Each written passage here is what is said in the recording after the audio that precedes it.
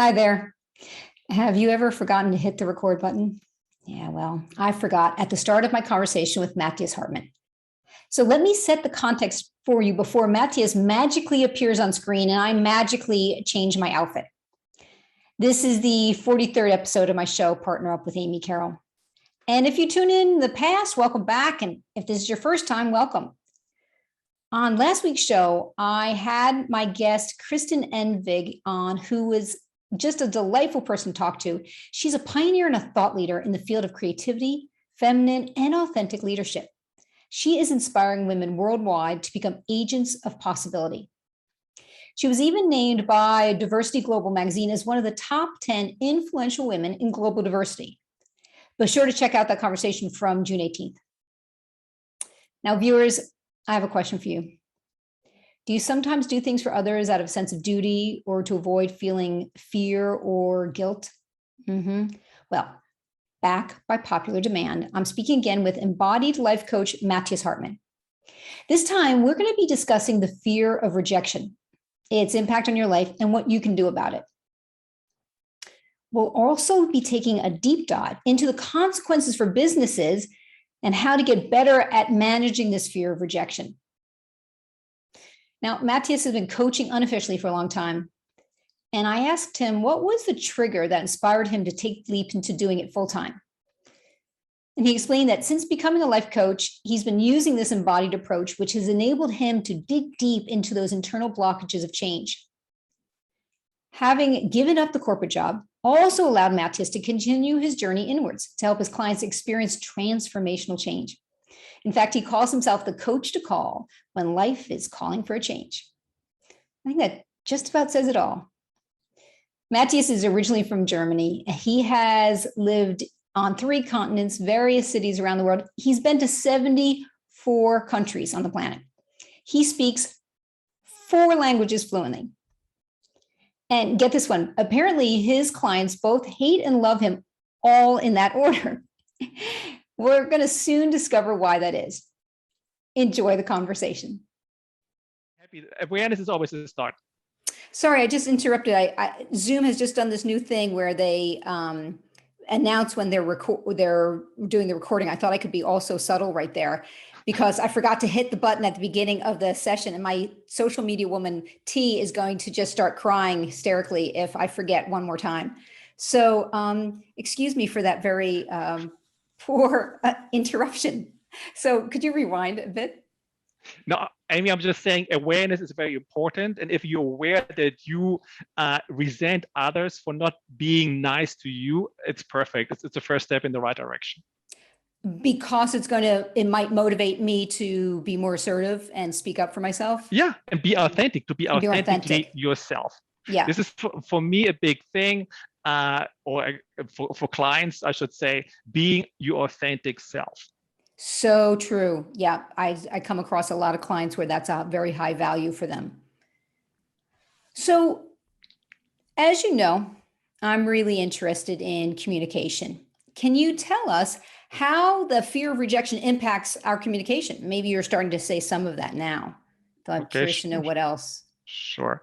First of all, when it comes to communication and the fear of rejection is you say what people want to hear. Yeah. You don't even necessarily say what you actually deep down feel or are convinced about.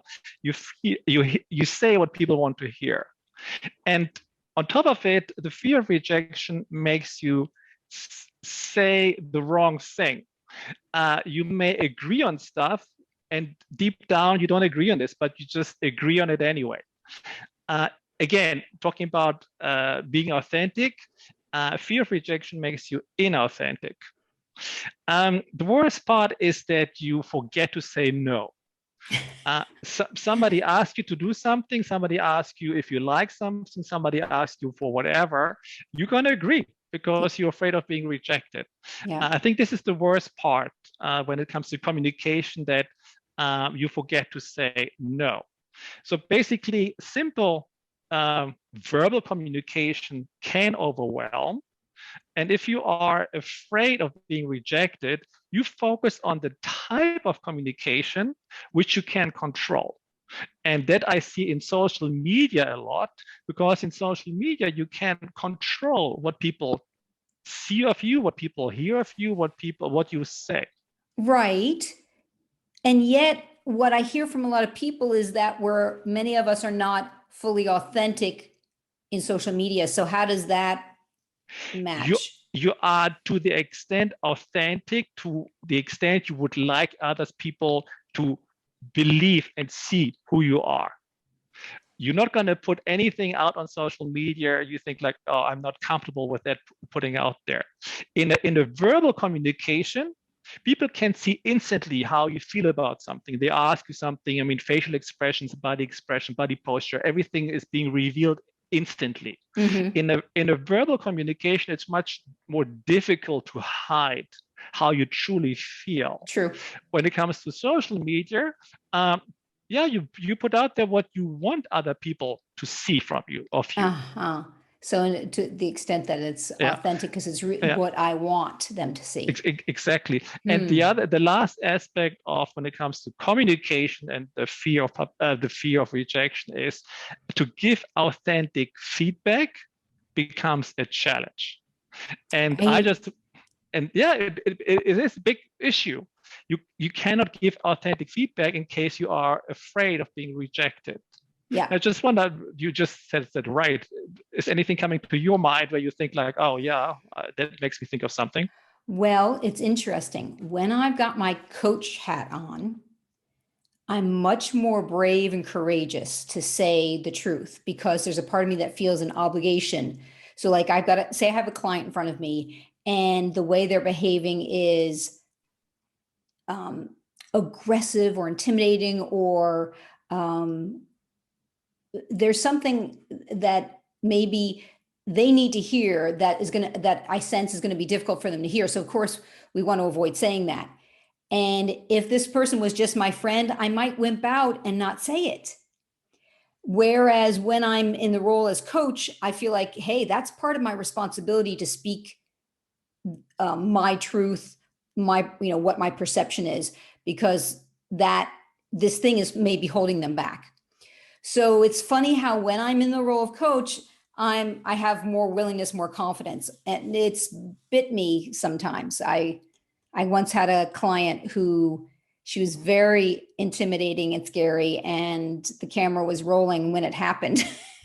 Okay. And she got really aggressive with me. And even that, even just for me to say, perhaps do you think maybe would it be okay if you well, here's some chocolate and would you watch the video? Yeah, yeah. So I'm going off on a tangent though. That's one thing that's making me think of. Yeah, but I find it interesting, Amy, that you need to have a head of the coach on in order to give authentic feedback. I just wonder what the Amy does in case she doesn't have a hat on in terms of giving authentic feedback. I don't want to discuss this here, but all I'm saying is it's interesting what you're saying there. No. I'll go there. So the Amy, if I'm noticing I'm uncomfortable and there's something I want to say, I'll review it. I'll use all the skills I teach people. So I might write it out. I might do a couple of versions so I can come up with a version that is going to be most positively received or with the least amount of pain. Sometimes I'll purposely communicate through email because I know it's going to be easier for the person to digest it. They'll feel less defensive because I won't be face to face with them. Maybe it's sometimes I'll do it by email to chicken out because it's also easier for me. Truth, Girl Stuff, Honor. I was about to say, yes, you're hiding behind an email. And sometimes I believe the hiding behind the email is okay because of exactly what you said earlier. Face to face, they can read things on the face. Also, if they're under pressure and stress, sometimes they're not going to hear everything I've said. Yeah. And the email will give them time to digest it and read through it and read it again. So sometimes I'm doing it for my benefit, sometimes for theirs, sometimes for both of us. Okay. And I guess if I want to flip it around to Matthias, would that be interesting when I'm thinking about? Sure. Okay. Yeah, sure. Because running my own company, I have 3 amazing women that work for me. And I want to walk my talk. So I want to be honest with them. I want them to be honest with me. And that's still, I think that's an understandably scary request and intimidating and overwhelming sometimes, because one, I already have a strong personality, plus I'm the boss, so there's that mismatch in power dynamic. And then whatever reason they may have, that it might be difficult to speak up and to either disagree with me or confront me or give me bad news. That's something that I'm actively working on with my team, is really to encourage them to say what they need to say. Okay. Obviously, for me as a coach, I listen to your words, and the key word which stood out for me is scary. So scary refers to there is a fear, and either it's a fear of rejection, or perhaps there's a power thing going on here. But yeah, we're not going to discuss this here now, but I thought it was interesting. Yeah. So it's great to be reminded of it. And the more I say things out loud, like here, this is now recorded. There's people listening to this, so it makes me even more obligated to walk my talk. If I'm preaching it, then I gotta put it into practice. Be authentically yourself. Yeah. So, Matthias, we mentioned at the intro that you're an embodied life coach. Most likely your clients talk a lot about their relationships. Can you give a few examples of how the fear of rejection shows up in relationships, and maybe even prior to that, give us that definition for embodied coaching? Okay. Now, embodiment for me is very important. I believe that the body has the wisdom. Most people, however, overly rely on their mental intelligence instead of tapping into the wisdom of their body. So in my coaching, I allow the body's intelligence to help the client. That's how I would just briefly introduce embodiment. When it comes to the fear of rejection in a relationship, I need to just perhaps start somewhere else first, because a close relationship can bring up a lot of fears. There is this fear of commitment, there's the fear of abandonment, there's the fear of being alone, there's a fear of intimacy, and all of those are linked to the fear of rejection. But let me give you a couple of examples how fear of rejection shows up in a relationship. First of all, you don't show your true emotions in case your partner cannot deal with those emotions. Okay, so hold on. You don't show your true emotions in case my partner can't deal with them. If your partner can't deal with your anger, you're afraid of being rejected, being abandoned, yeah, you're not going to show that anger. You're going to keep that anger in. Yep.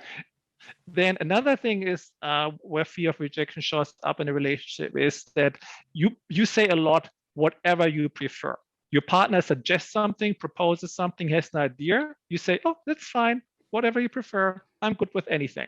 Because you're afraid of coming up with something yourself, then being afraid of being rejected. At the end of the day, you apologize all the time. And what I also see in relationships is that if you're afraid of being rejected, you are the jealous type. So you actually expect betrayal, you expect mistrust, because you're afraid of being rejected. And then you even may sabotage the relationship, being afraid of your partner ending the relationship.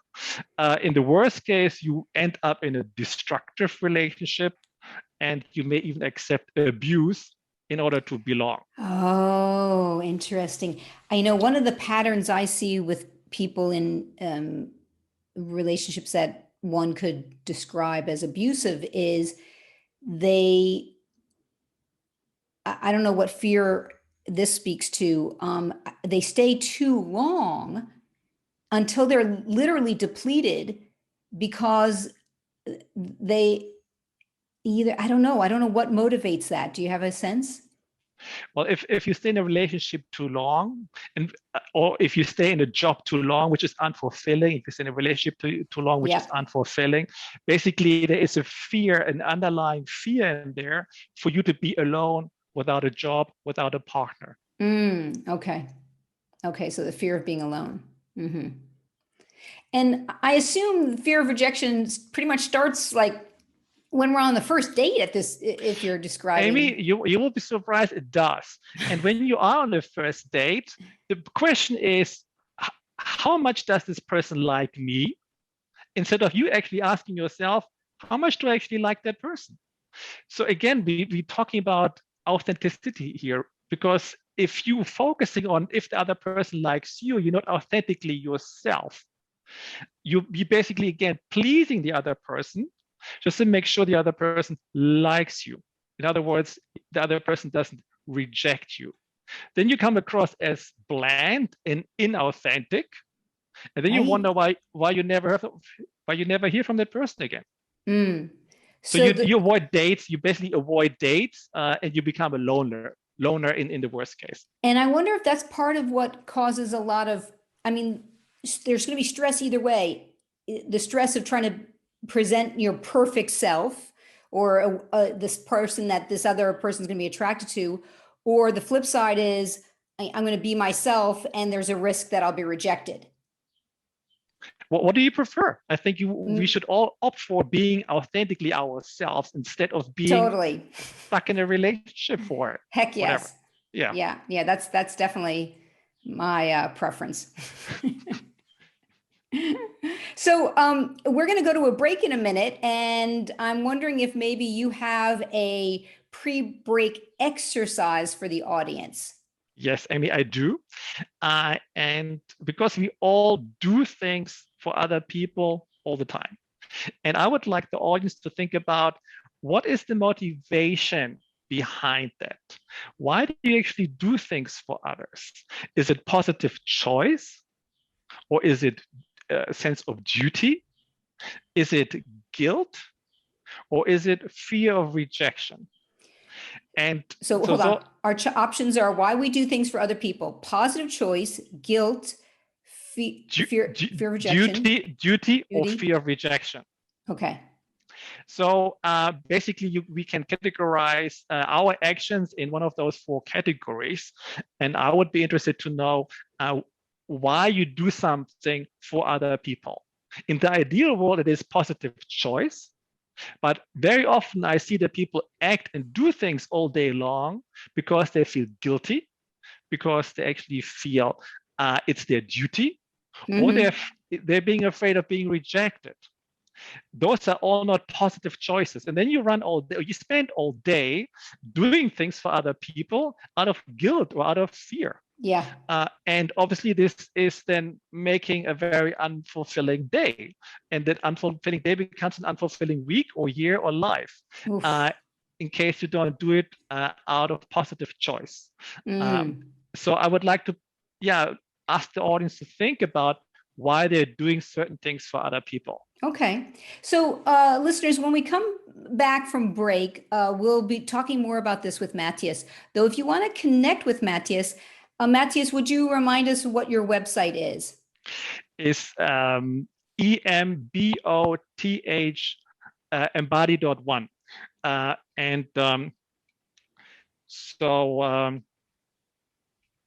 It's, how do you spell it? EMBODHI.one, like the ONE. ONE, right, perfect. Yes. Okay, so it's spelled out one. And listeners, if you're ready to take your superhero partner powers into the next decade, join me for my online leadership presence course. And you can find details on my website, carrollcoaching.com. That's 2 R's, 2 L's. When we come back from the break, we're going to be hearing more from Matthias. So stay tuned. You're listening to Partner Up with Amy Carroll on the Voice America Business Channel. Welcome back to Partner Up with Amy Carroll. I'm speaking with my guest today, Matthias Hartmann. And we have been talking about the fear of rejection. Now, the first half, we were talking more like on personal level with personal relationships, and we're going to be shifting more now to the business environment. Though before we do, I'm going to turn it over to you, Matthias, to check in for the pre-break assignment you gave listeners. Yes, I just wanted to ask the audience and also you, Amy, what we do all day, is this based on positive choice? Is it based on guilt? or duty or fear of rejection. I just wonder if you had time to think about something during the break, what you do, and what is your motivation to do it actually? Well, honestly, I was a little horrified what came up because I have this story about, oh, I live my life how I want to live my life. I do what I want to do when I want to do it. And that, sometimes that annoys some people. And yet, the amount of times I say yes to things out of obligation, guilt, or fear of rejection is, I can already think of a couple of things I did today. I heard my neighbor around the corner, and was out on my balcony, and I thought, oh, she probably hears me. I should be polite and say hello. Yeah. Now, it was a lovely exchange, and I've got an invitation for, to have a drink together as a result. Though if I was being 100% honest, I may have just chilled out and not reached out to say hello. So that sense of obligation, and, like you said, because it's, for different reasons, is more prevalent than I would like to admit. Okay, interesting. Do you think she would have felt rejected in case you would have ignored her? No, not in that case. Okay. If she didn't, we couldn't see each other. There was a wall, and yeah. So if she saw me and I didn't say anything, I think she could have been offended, because it's almost ridiculous to ignore someone to not have a conversation. Okay. Yeah. No, that makes this interesting. Okay. Yeah. Thanks for sharing. And then the other thing I was thinking of was a business situation where I made a mistake in an offer I sent to a client, and I had to call the client up and give them bad news. Say, oh yeah, that offer I sent you, yeah, it's not gonna, because there was no way I could deliver on that offer. And so I really had to say, it's going to have to change. And so I was going to be delivering bad news to her. And I remember feeling like afraid that she might pressure me into, saying, hey, well, this was the offer you sent me. So I was a little nervous about that. And I think there was a second I was thinking, gosh, can I possibly say yes to this just to avoid? Oh, I would have been miserable. So yeah. So what I did was I checked. I thought, it was kind of easy, because the offer was, I had done such a mistake in the offer, there. So yeah, so that was a recent situation that came up. Okay. Now, I'm glad you're not hiding behind, or you were not hiding behind an email, as you mentioned before. You actually, thank you. You actually picked up the phone and confronted the situation and corrected it. So that's great. Yeah, that's a good point. And for me, I knew I had to, because this was, it was a significant mistake, and I needed to make sure I could connect with her. And I was prepared for her dissatisfaction. And amazingly, she was completely fine with it. Yeah. So you were preparing for a possible rejection, which point. At the end of the day didn't happen. Yes. And this is also very interesting, because how often is it actually happening that we're being rejected? Right. Rarely. Yeah. But we still run around with this fear of rejection, although it happens so rarely. Yeah, that's true.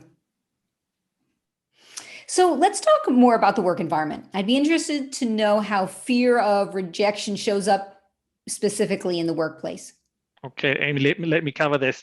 The fear of rejection shows up with the people pleaser I already mentioned before. If you're a people pleaser at home, most likely you're also a people pleaser at work. And people pleasers happen also to be kind of on the perfectionist side. Those are the people who do something for 110% because they look for approval, which is the opposite of rejection. And they're more concerned about the end result than actually the work they put in.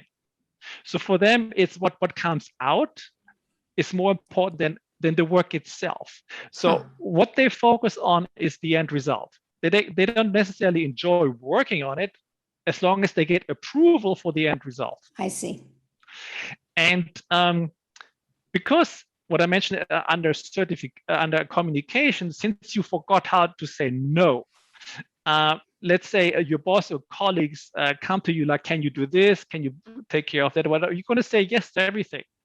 And now imagine the combination of people trying to please, trying to be a perfectionist, and you can't say no.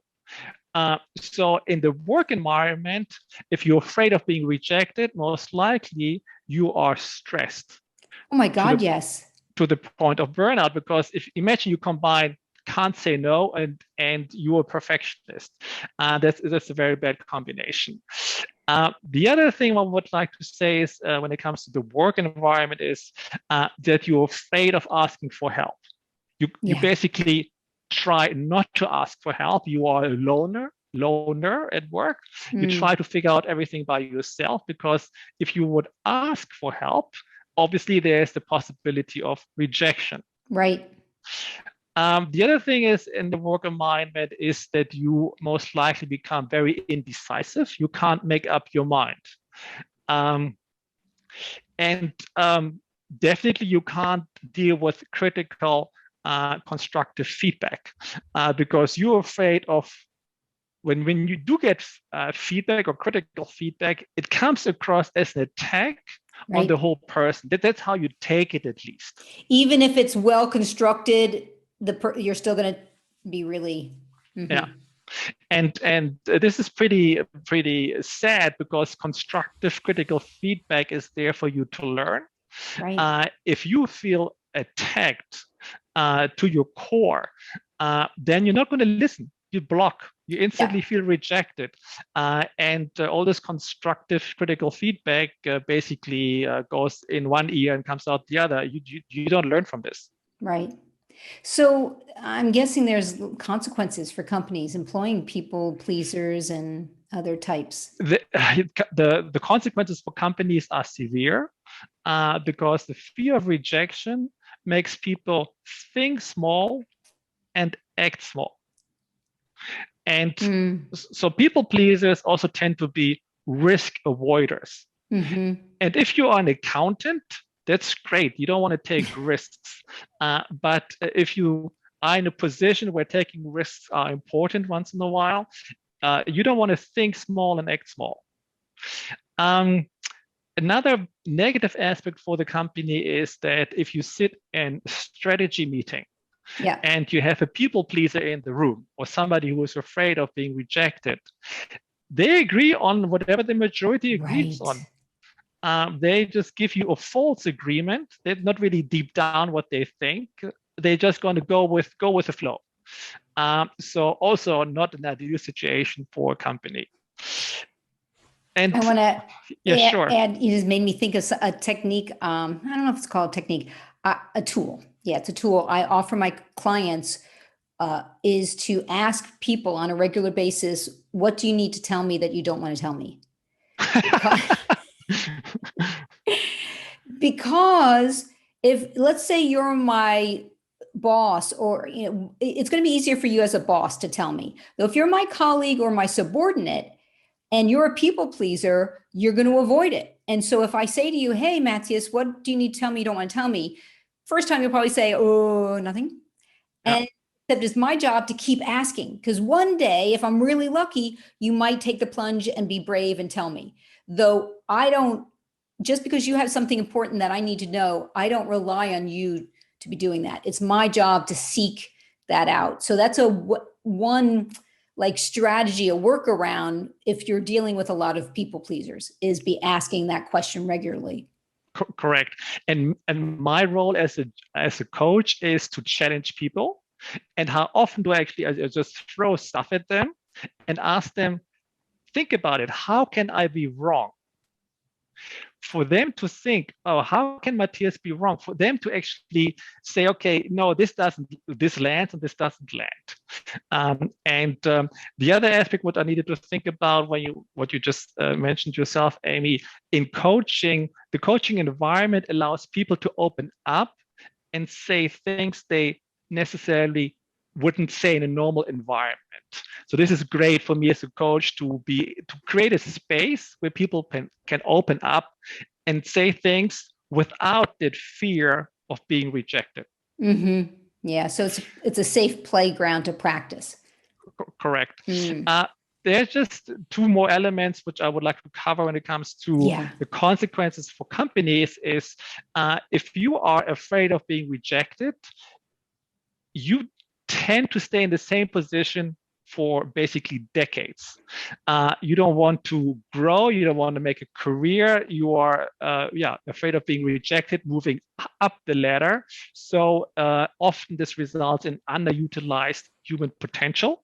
Right. And personally, the people pleasers don't pursue their goals. They don't pursue their dreams. They don't pursue their career, which I find very sad. Yeah. So in our last interview, you mentioned that there are no negative emotions, including fear. You also said there's no positive emotions. Nonetheless, what is the benefit or the bright side, assuming there is one, of the fear of rejection? Amy, there are a couple of actually four main points I would like to cover. First of all, the most important one is that rejection can be a gift. And let me repeat this, rejection can be a gift. Difficult to imagine, but imagine you apply for a job and you're being rejected. Okay. You take this rejection badly because that was supposedly your dream job. Right. But since because you didn't get the job,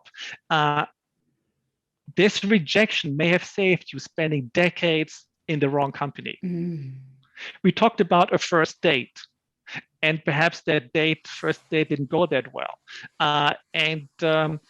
Rejection, being rejected by that other person obviously hurts initially, but it may save you spending decades or years in the wrong relationship. Rejection, if you want to become a group of whatever group and you're being rejected, that hurts initially. But being rejected saves you, again, years or decades spending time in the wrong group. So just see it from the positive side and see rejection as a gift. So this is the one thing I would like to make really clear. The other aspect from looking at it from the positive side is that everybody has the right not to like me. And I have the right not to like somebody else. So you don't need to like me, Amy, and I don't need to like you. So it's not that I reject you or you reject me. There is no need to give any reasons for not liking something. So however, it can be liberating to realize, that person doesn't like me, instead of saying, well, that person rejects me. Yeah. It hurts much more if you think like, oh, I'm being rejected. Realizing that this person has the right not to like me, who cares? So what? Yeah. I don't know if I talked about this on another show or maybe with you another time. When I first moved to Switzerland, there was an American woman who pulled me to the side and she said, "Oh, Amy, you got to pull it in, girl." Meaning my personality was too vivacious or extroverted. And I was really struck by this and very concerned and was very earnest. And I thought, okay, I can do that, because I want to be successful in Switzerland and I want people to like me. And I don't know, a couple of weeks went by, a couple of months maybe, and I was like, oh, screw that. I'm not going to be happy pretending to not be me.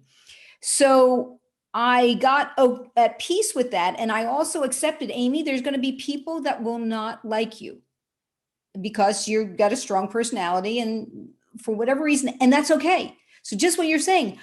And then I also saw there's going to be plenty of other people that will like me, who will want what I have, who will want to connect with me.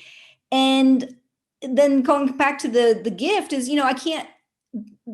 I can't connect with everyone anyway.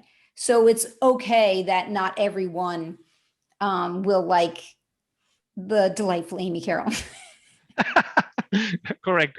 Good example. The other positive side of the fear of rejection is that it gives you the possibility to learn from constructive feedback. What I mentioned before, you can learn from this and see the positive side of it and ask for feedback. Yes. If you do feel rejected, or somebody after a job application, somebody sends you just a general letter, whatever, just check why did you actually not accept me for that position, and you can learn from that feedback. Yes. Yeah. And the last thing I would like to say is, Amy, is rejection is a possibility. Acceptance is another possibility. So just focus on what you want. And if you think, if you're so fearful, oh my God, they're going to reject me, they're going to not accept me, and they're not going to like me, they're not going to love me. Obviously, that's what you're going to attract. So if you focus on the possibility of acceptance, your likelihood, your whole energy just shifts completely. So those are the positive things I would like to mention when it comes to the fear of rejection. It's not all bad. Yeah. And another thing that came to me earlier when you're talking is I don't know now if I can remember how I was thinking. It was like, there's important information that if someone's not satisfied with something, if we think what they have to say is valid, maybe we can become curious and make changes. Like, here's an example. Many years ago, I was in a relationship with a lovely human being who said to me one day, honey, you're really selfish. And he did not mean it as a compliment, Matthias. Okay. And it was like so painful because I had such a high opinion of him. And of course, I wanted him to think I was kind and loving all the time. And he didn't say it to be cruel. It was more like, this is information for you, you know? And so he said it. Now, fast forward 5 years later, a good friend of mine was visiting. We were out for a walk and she was really mad at me about something apparently I had done. And she turned to me and in a very angry voice, she said to me, Amy, you are so selfish. And my response was so calm. I just said, tell me more. Or something, you know, I blew my mind. I was able to be in a place of curiosity, and I felt bad that she felt bad, and that I had done something that may have upset her. And I was also very willing to explore it and listen to her and consider making a change if it seemed okay to me, that and something I wouldn't feel resentful about. So it was amazing to see that change. Okay, it came from two different people, though her opinion is very important to me as well. So that I felt like, you know, there must have been some growth in there somewhere. No, I find it amazing. First of all, your reaction the second time. However, the reaction the first time clearly indicates that subconsciously your mind already put you outside the relationship, you being alone, and you may be on the street, perhaps there's financial aspects here. So subconsciously, your mind takes you much further than you may realize. And if your partner tells you are selfish, obviously the fear reaction kicks in dramatically compared to when a friend tells you, but compliments that you were able to so graciously respond to that accusation of being selfish. Yeah. So we're starting to run out of time, Matthias. So I want to make sure that we cover some more juicy bits. So where should we go next? Should we talk about things we can do to better deal with fear of rejection? Amy, there's one important thing about how fear makes us feel I would like to cover. Okay. And I would like to make another bold statement. I would like to put out there that we are not really afraid of being rejected. We are afraid of how it makes us feel. Just as we mentioned before, how often does real rejection actually happens in our lives? Rarely. However, we are afraid of how it makes us feel. And all fear is fear of feeling. Let me say that again. All fear is fear of feeling. Okay. And like all feelings, they're impermanent. So people stay in a relationship permanently. They stay in a job permanently because they are afraid of an impermanent feeling. So that is, for me, an important point I wanted to just cover. We can move on to practical things, what to do. Yeah, let's do that. For me, it's very important that nobody accepts abuse in order to belong. Preach it. And it's just scary to see, especially women, suffering in a relationship, being afraid of being rejected, being afraid of being alone on the street, abandoned, accept abuse in order to belong. Yeah. Don't accept abuse in order to belong. So I want to support that with a book's recommendation in case people are listening and you either you know someone who is in a verbally abusive relationship or you suspect you might be. And I think that's actually the title of the book, The Verbally Abusive Relationship. I don't have the name of the author in my mind, though I can highly recommend that book. Okay. Yeah. Another practical thing people can do is to practice saying no where it doesn't matter, and then say no where it does. It's very important, just practice saying no. Somebody wants something from you, and you say no. So yeah, simple, rather simple. In improv, we teach new people who join, and sometimes the old ones have to practice it ourselves, is I don't know if we call it a friendly rejection or happy rejection. And so we always want people to feel safe and know their boundaries. So if you and I are doing a scene and you say something to me that upsets me, or if I feel uncomfortable, or whatever reason I don't want to continue or I don't want to accept the offer, I could just say nope. And so you just this very happy, yeah, isn't that great? Nope. And you do this in a very happy, upbeat, friendly, and that's the limit. Yeah. The other practical thing people could do is recognize internal rejection. Internal rejection, I mean, when you tell yourself, I'm not good enough, I'm not bright enough, I'm not pretty enough, I'm not young enough, I'm not old enough, whatever it is, this internal voices you hear, which stops you in the tracks. You reject yourself in those incidences.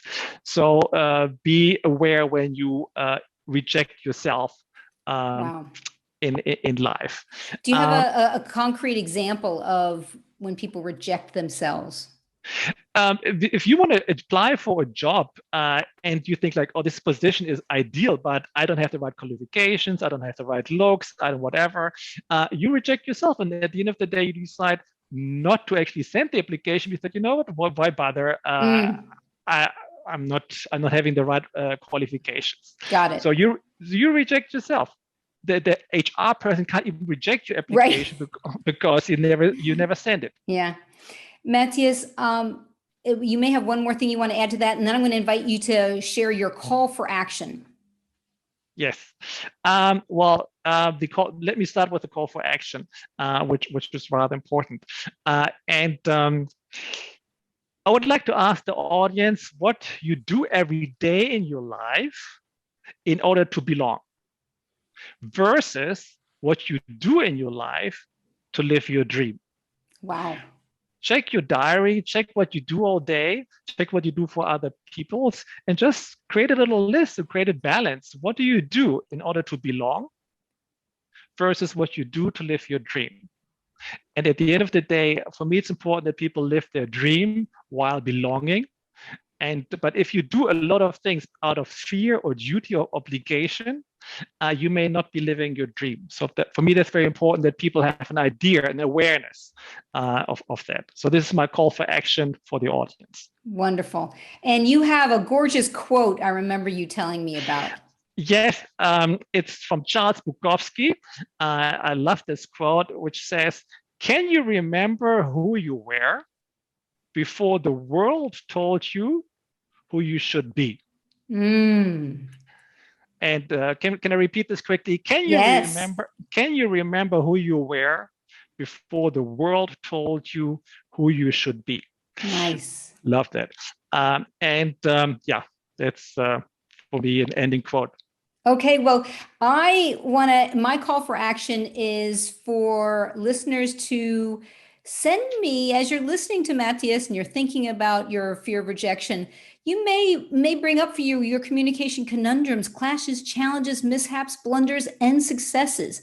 So send those to me via email and I'll discuss them on future shows. And you can email me at amy@carrollcoaching.com. Matthias, thank you so much. And if you want to get in touch with Matthias, one more time, give us your website. embodhi.one, embody.one. Okay, great. So you'll be able to connect with Matthias that way. And be sure to tune in, switch on, listen up, and be inspired next week, because I'm going to be talking with my what do I call her? My communication compadre and social media woman, T. We'll be talking more about communication challenges. You can check out more information, connect with me on my social media channels, Amy Carroll Coaching. And if you're game for more, I'll be hopping over to Facebook Live 5 minutes past the hour for a short chat from today's call. Thank you, Matthias. It's been a delightful conversation. Thank you, Amy. And thank you, listeners. You've been listening to Partner Up with Amy Carroll on the Voice America Business Channel. Happy partnering, everyone.